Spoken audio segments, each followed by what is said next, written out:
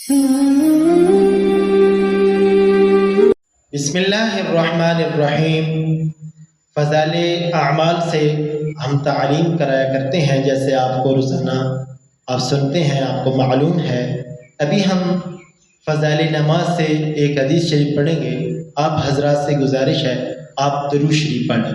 اللہم صلی علی سیدنا و مولانا محمد وعلی آل سیدنا و مولانا محمد وبارک وسلم وصلی علیہ۔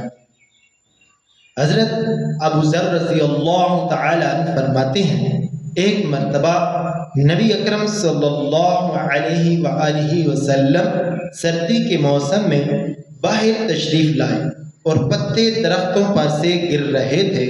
آپ صلی اللہ علیہ وآلہ وسلم نے ایک درخت کی ٹہنی ہاتھ میں لی، اس کے پتے اور بھی گرنے لگے۔ آپ صلی اللہ علیہ وآلہ وسلم نے فرمایا، اے ابو ذر، مسلمان بندہ جب اخلاص سے اللہ کے لیے نماز پڑھتا ہے تو اس سے اس کے گناہ ایسے ہی گرتے ہیں جیسے یہ پتے درخت سے گر رہے ہیں۔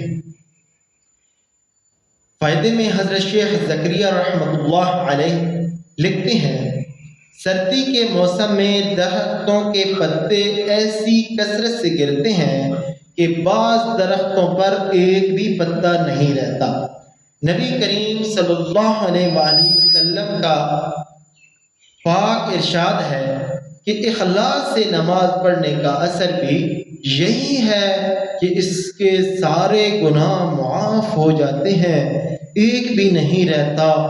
مگر ایک بات قابل لحاظ ہے، علماء کی تحقیق آیات قرآنیہ اور احادیث نبویہ کی وجہ سے یہ ہے کہ نماز وغیرہ عبادات سے صرف گناہ صغیرہ معاف ہوتے ہیں، کبیرہ گناہ بغیر توبہ کے معاف نہیں ہوتا۔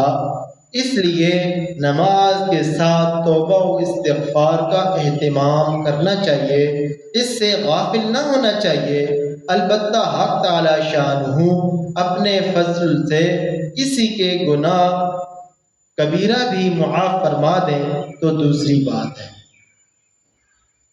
دوسری حدیث ہے، ابو عثمان رضی اللہ تعالی عنہ کہتے ہیں، میں حضرت سلمان رضی اللہ تعالی عنہ کے ساتھ ایک درخت کے نیچے تھا۔ انہوں نے اس درخت کی ایک خشک ٹہنی پکڑ کر اس کو حرکت دی جس سے اس کے پتے گر گئے۔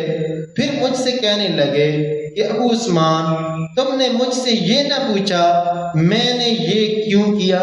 میں نے کہا بتا دیجئے کیوں کیا؟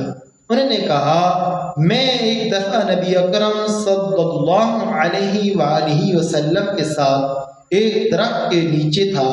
آپ صلی اللہ علیہ وآلہ وسلم نے بھی درخت کی ایک خشک ٹہنی پکڑ کر اسی طرح کیا تھا جس سے اس ٹہنی کے پتے جھڑ گئے تھے۔ پھر حضور اکرم صلی اللہ علیہ وآلہ وسلم نے ارشاد فرمایا کہ سلمان پوچھتے نہیں کہ میں نے اس طرح کیوں کیا؟ میں نے عرض کیا کہ بتا دیجئے کیوں کیا؟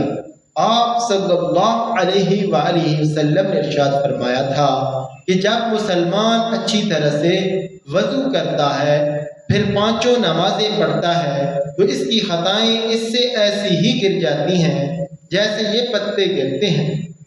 پھر آپ صلی اللہ علیہ وآلہ وسلم نے قرآن کی آیت اقم الصلاۃ طرفی النہار تلاوت فرمائی، جس کا ترجمہ یہ ہے کہ قائم کر نماز کو دن کے دونوں سروں میں اور رات کے کچھ حصوں میں، بے شک نیکیاں دور کر دیتی ہیں گناہوں کو، یہ نصیحت ہے ماننے والوں کی۔